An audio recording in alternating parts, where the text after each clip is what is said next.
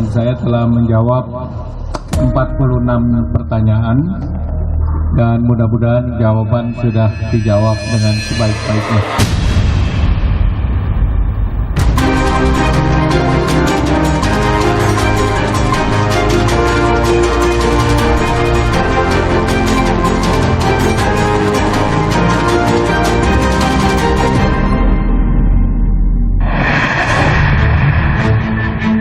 Menko Bidang Perekonomian Erlangga Hartarto diperiksa Kejaksaan Agung sebagai saksi kasus korupsi minyak goreng.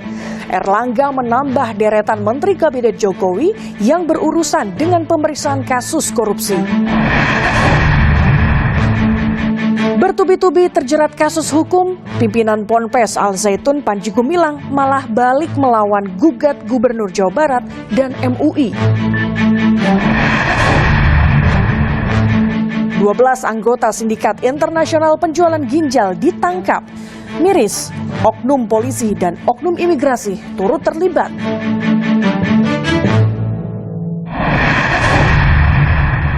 Halo saudara, bagaimana kabar Anda? Semoga Anda selalu sehat. Selama 30 menit ke depan, kami akan menghadirkan informasi penting dan menarik lainnya. Bersama saya, Gracia Adur, inilah laporan khusus selengkapnya. Saudara Menteri Koordinator Bidang Perekonomian Erlangga Hartarto diperiksa Kejaksaan Agung sebagai saksi kasus dugaan korupsi minyak goreng. Erlangga menambah deretan Menteri Kabinet Jokowi yang berurusan dengan pemeriksaan kasus korupsi. Sementara itu Kejaksaan Agung terus mendalami kasus korupsi proyek menara BTS 4G Kominfo. Apa saja ya Pak? Persiapannya apa aja Pak? Apa saja persiapannya Pak? Menko Perekonomian Erlangga Hartarto diperiksa sebagai saksi atas kasus korupsi izin ekspor minyak sawit mentah dan produk turunannya termasuk minyak goreng. Erlangga diperiksa selama 12 jam dan dicecar 46 pertanyaan oleh penyidik Kejaksaan Agung terkait kebijakannya sebagai Menko Perekonomian. Saya hari ini hadir untuk menjawab pertanyaan-pertanyaan yang tadi disampaikan dan saya telah menjawab 46 pertanyaan dan mudah-mudahan jawaban sudah dijawab dengan sebaik-baiknya. Hal-hal lain tentunya nanti penyidik yang akan menyampaikan atau menjelaskan. Terima kasih. Wassalamualaikum warahmatullahi wabarakatuh. Kejaksaan Agung memeriksa Erlangga sebagai saksi untuk 3 korporasi yang telah ditetapkan sebagai tersangka. Kami memandang perlu untuk memeriksa Bapak Erlangga dalam kapasitas beliau selaku Menteri Menko Perekonomian, khususnya terkait tugas dan tanggung jawab beliau dalam rangka mengatasi kelangkaan minyak goreng. Sebagaimana kita ketahui, dalam proses penanganannya, ternyata belakangan kita ketahui telah menimbulkan kerugian keuangan negara. Sebelumnya, Mahkamah Agung sudah menetapkan putusan tetap atau inkrah vonis terhadap 5 orang terpidana, yakni Indra Sari Wisnuwardana, mantan Dirjen Perdagangan Luar Negeri Kemendak yang divonis hukuman 8 tahun penjara. Lalu, pihak swasta yang diperbantukan Kemendak untuk ekspor minyak goreng, Lin Chewei, divonis 7 tahun penjara. Serta 3 terpidana pihak swasta Komisaris PT Wilmar Nabati Indonesia, Master Parulian Tumanggor, General Manager PT Musimas, Pierre Togar Sitanggang, dan Senior Manager Corporate Affair PT Victorindo Alam Lestari, Stan Lima. Pada 15 Juni 2023, Kejagung telah menetapkan 3 perusahaan, yakni Wilmar Group, Permata Hijau Group, dan Musimas terbuka sebagai tersangka tindak pidana korupsi minyak goreng dengan total kerugian negara mencapai 6,47 triliun rupiah. Terbaru, penyidik Kejaksaan Agung menyita puluhan kapal milik sejumlah perusahaan konsorsium yang terlibat korupsi minyak sawit mentah dan produk turunannya. Kejagung juga menyita 1 unit pesawat Cessna milik PT PAS dan pemblokiran izin terbang 2 helikopter milik PT MAN. Erlangga Hartarto menambah deretan Menteri Kabinet Presiden Jokowi yang harus berurusan dengan pemeriksaan kasus korupsi. Juni lalu, Menteri Pertanian Syahrul Yassin Limpo juga diperiksa KPK sebagai saksi kasus dugaan korupsi penerimaan upeti di Kementerian Pertanian 2019 hingga 2023. Tak luput dari sorotan, baru 4 bulan menjabat, Menteri Pemuda dan Olahraga Dito Aryo Tejo juga terseret kasus dugaan korupsi proyek infrastruktur Base Transceiver Station atau BTS 4G Bakti Kominfo yang merugikan negara 8 triliun rupiah.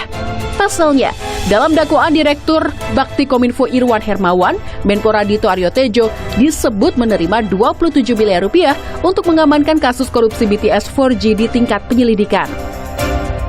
Dito juga tengah jadi sorotan lantaran laporan harta kekayaan atau LHKPN-nya didominasi hadiah bernilai fantastis. Dikutip dari Kompas.com, Dito mengaku sempat bingung saat mengisi LHKPN karena beberapa aset yang dimilikinya memang diberikan orang tua dan mertua. KPK menyebut akan mendalami LHKPN Menpora Dito Aryo Tejo dan Dito menyatakan siap diperiksa KPK untuk klarifikasi. Di sisi lain, sidang kasus korupsi BTS 4G Kominfo memasuki babak pembuktian. 4 pejabat Kominfo hadir sebagai saksi untuk 3 terdakwa, yakni ex-Menkominfo Johnny G. Plate, mantan Direktur Bakti Kominfo Anang Ahmad Latif, dan ex-tenaga ahli Human Development Universitas Indonesia Yohan Suryanto. Saksi Feryandi Mirza, Kadif Lasmail dan Backhold Networks Bakti Kominfo mengakui tak ada konsultan ahli yang terlibat saat perencanaan anggaran proyek BTS 4G Kominfo. Itu perencanaan awal, kemudian penentuan anggaran seperti itu. Apakah itu melibatkan tenaga ahli? Iya, pada saat pengusulan awal yang sepanjang saya tahu belum melibatkan konsultan atau tenaga ahli. Segitu besarnya anggaran, kenapa tidak melibatkan ahli? Saya tidak tahu, Yang Mulia.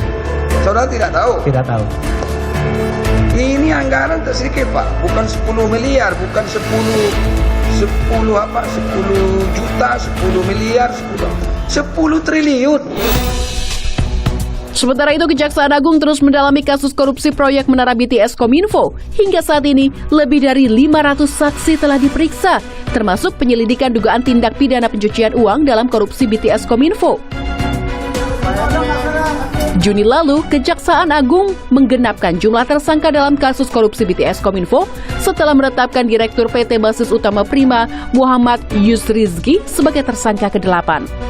Dalam dakwaan Johnny Plate, Yusrizki disebut kebagian 90 miliar rupiah korupsi BTS Kominfo setelah PT Basis Utama Prima ditunjuk jadi pemasok baterai dan panel surya. Di sisi lain, pemerintah memastikan proyek pembangunan Menara BTS Kominfo di daerah 3T tertinggal, terdepan, terluar di Indonesia tetap berlanjut meski terkendala kasus korupsi. Menkominfo baru pengganti Johnny Plate, Budi Aristiadi, bertemu Jaksa Agung ST Burhanuddin membahas percepatan proyek BTS 4G. Proyek BTS ini harus jalan terus, harus terwujud, karena ini menyangkut nasib rakyat. Apakah akan dilanjutkan oleh konsorsium? Nanti soal teknis kita perlu pendampingan dari Damdatul, Kejaksaan Agung, juga Damdatul akan didampingi. Semuanya akan direview, kontrak-kontrak dan lain-lain. Pokoknya soal hukum nanti ke Kejaksaan Agung. Kita pokoknya urusannya teknis. Silih berganti, Menteri Kabinet Presiden Jokowi terseret kasus korupsi. Beberapa hanya berstatus saksi, namun tak sedikit yang berakhir di balik jeruji. Pada penghujung tahun 2020, KPK menetapkan mantan Menteri Sosial Juliari Batubara sebagai tersangka korupsi bansos pandemi COVID-19. Politisi PDIP itu divonis 12 tahun setelah terbukti menerima suap 32,4 miliar rupiah dari pemenang tender pengadaan bansos COVID-19 di Kementerian Sosial. Mantan Menteri Kelautan dan Perikanan Edi Prabowo juga jadi tersangka pada November 2020 lalu atas kasus izin ekspor benih lobster. Edi Prabowo divonis 5 tahun dan denda 400 juta rupiah karena menerima suap 25,7 miliar rupiah. Sementara di periode pertama pemerintahan Presiden Jokowi, KPK menahan mantan Menteri Sosial Idrus Marham karena menerima suap 2,25 miliar rupiah dari pengusaha Johannes Koco dalam kasus PLTU Riau 1 tahun 2018. Idrus Marham dijatuhi hukuman 3 tahun penjara dan denda 150 juta rupiah. Sedangkan mantan Menteri Pemuda dan Olahraga Imam Nahrawi tersandung kasus penyaluran dana hibah Komite Olahraga Nasional Indonesia di tahun 2019. Imam Nahrawi terbukti menerima suap sebesar 11,5 miliar rupiah dan divonis 7 tahun dan denda 400 juta rupiah.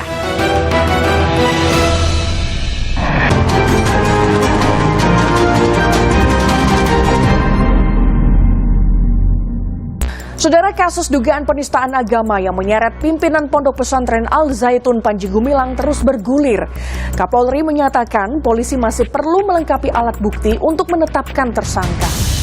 Bertubi-tubi terjerat kasus hukum, Panji Gumilang malah balik melawan, menggugat Gubernur Jawa Barat dan Majelis Ulama Indonesia atau MUI karena dinilai menyudutkan dirinya.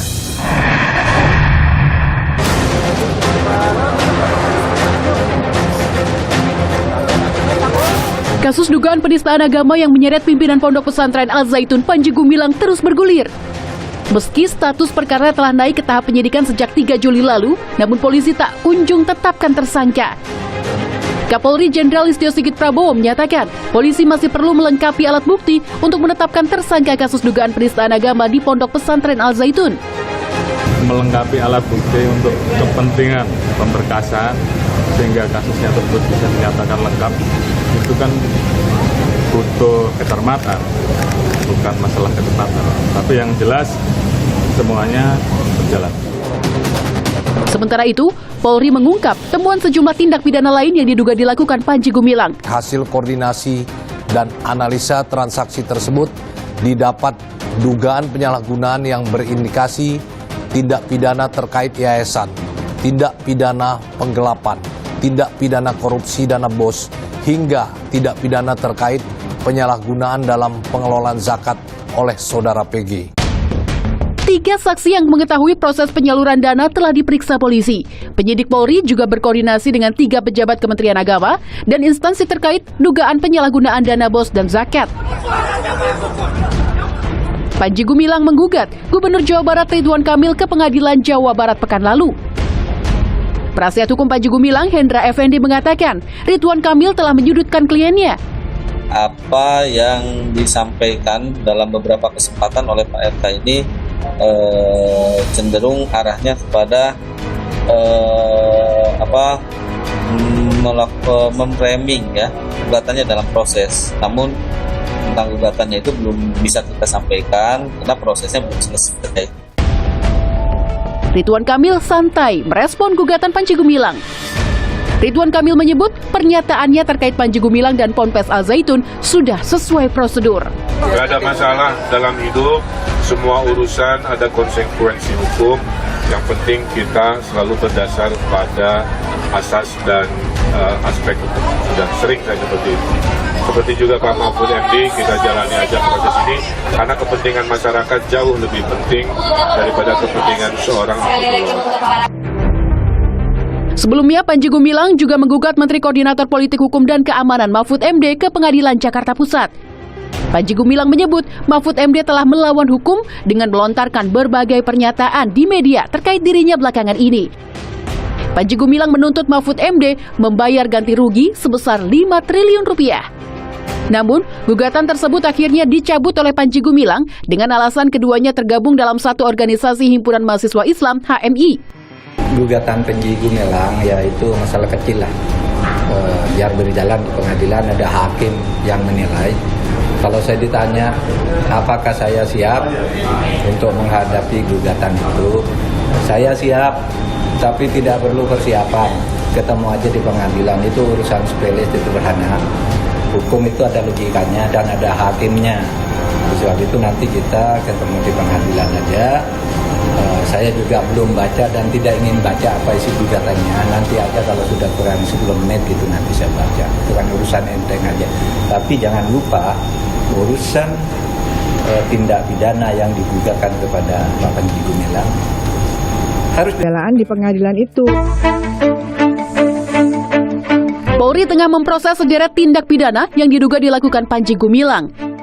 Panji Gumilang perdana diperiksa sebagai saksi di Bareskrim Polri awal Juli lalu. Mampukah Polri menguak sejumlah kasus yang menyeret Panji Gumilang dan akankah status tersangka segera ditetapkan?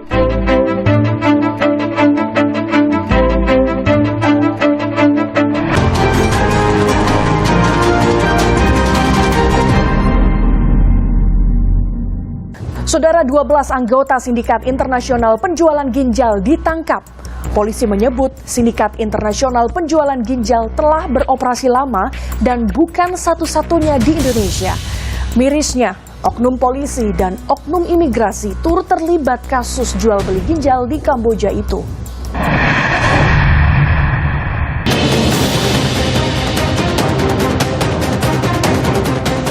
Pria ini adalah salah satu anggota sindikat internasional penjualan ginjal. Polisi menangkapnya di jalan tol dalam kota Jakarta. Pelaku bernama Ramdhani berperan sebagai perekrut korban yang akan diberangkatkan ke Kamboja. Sejauh ini, polisi telah menangkap 12 pelaku, diantaranya koordinator penjualan ginjal, mantan pendonor, oknum polisi berinisial Aibda M, dan oknum imigrasi berinisial AH. Di Reskrimum Polda Metro Jaya, Kombes Pol Hengki Haryadi mengatakan, sindikat internasional penjualan ginjal telah beroperasi lama dan bukan satu-satunya di Indonesia. Awalnya, pelaku merekrut calon korban melalui akun media sosial Facebook. Kemudian, calon korban dijanjikan uang ratusan juta rupiah. Mereka akan ditempatkan di penampungan dan diberangkatkan ke Kamboja dengan paspor wisata. Namun sesampainya di Kamboja, mereka malah diobservasi untuk kemudian diambil ginjalnya di rumah sakit di Kamboja. Ginjal kemudian dijual lagi ke sejumlah negara seperti India, China, Malaysia, dan Singapura. Ironisnya, salah satu tersangka penjualan ginjal bernama Hanin merupakan mantan pendonor ginjal. Hanin belak-belakan mengutarakan keterlibatan aparat, yaitu oknum anggota polisi dan petugas imigrasi. Mereka membantu merintangi penyidikan sejak markas sindikat ini terungkap di Kabupaten Bekasi, Jawa Barat, Juni 2023. Dia mencari bantuan dikenalkan oleh seorang supir Grab, bahwa ada seorang anggota kepolisian yang bisa membantu. Nah, fatalnya ini setelah dipertemukan, anggota Polri ini kemudian mengajari untuk membuang HP, mengganti kartu SIM, merusak HP, dan berpindah-pindah tempat yang pada intinya adalah menghindari kejaran petugas. Namun di sini akhirnya kita memang kesulitan, kita tidak bisa mendapatkan berapa data orang yang ke Kamboja saat ini. Lebih lanjut, Hanin mengatakan lembahnya sistem imigrasi menjadi celah memberangkatkan korban ke luar negeri. Untuk melancarkan pemberangkatan, jadi nggak ada pertanyaan apa-apa gitu pas anak-anak pas di loket imigrasi itu nggak ada pertanyaan apa-apa, langsung lolos. Hanin juga mengungkap keterlibatan seorang wanita yang kerap dipanggil Miss Huang. Saya di penginapan, kemudian saya dipertemukan dengan yang namanya Miss Wan, koordinator yang di rumah sakitnya. Jadi Miss Wan ikut bantu penyambung lidah penerjemah saya ke rumah sakit. Kalau saya kan otomatis dari Miss Wan kan. Nah, cuma Miss Wan ngomongnya gini, Mas, rumah sakit butuh anak-anak yang golongan darah ini kayak gitu. Kalau bisa tolong carikan. Saya perintah langsung dari Miss Wan. Polisi kini tengah memburu Miss Huang terkait keterlibatan oknum polisi dalam sindikat jual beli organ. Kapolri Jenderal Listio Sigit Prabowo mengatakan akan menindak tegas.